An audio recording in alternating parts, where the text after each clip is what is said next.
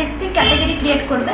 আর আমার মনে হচ্ছে যে এখন কি হচ্ছে, যতগুলো অ্যাপ আমরা ইউজ করি, মানে গ্লোবালি স্কেলেবল যে অ্যাপগুলো আছে ওটা বাইরে বাইরে কান্ট্রি থেকে আমাদের দেশে আছে, এশিয়াতে ইউজ হচ্ছে।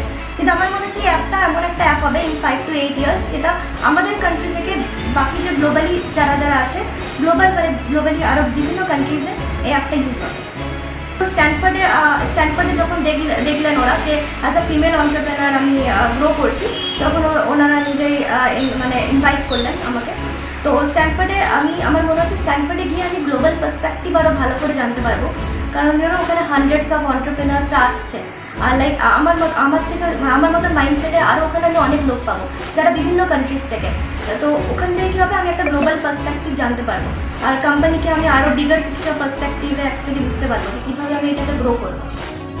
থেকে একটু অন্যরকম এই তথাকথিত এই যে পড়াশোনা, যে আমি দীর্ঘকাল পড়িয়েছি, বিভিন্ন স্টুডেন্টকে পড়িয়েছি, প্রত্যেকেরই একটা কি হয় ডাক্তার হবো না হয়নি, একটু কেউ অন্য পথে হাঁটবো এরকম সাহস খুব কমজনই দেখাতে পেরেছে।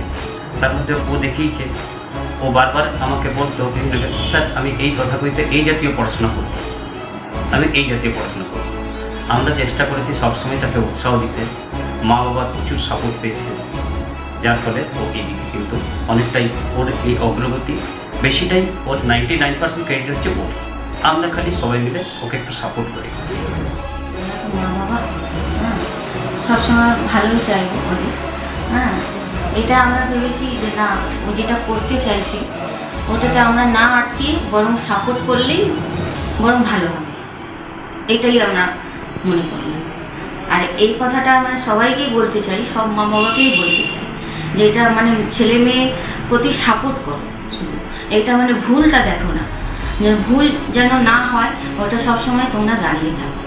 আর তারপরে যদি একটা ভালো টিচার থাকে, যেমন বাসুদেব স্যার খুবই ভালো, মানে সাপোর্ট করেছে। উনি আমার মানে পুরো দাদার মতো, উনিও বলেছেন যে না এটা ঠিক হবে, ঠিক আছে, সাপোর্ট করছি।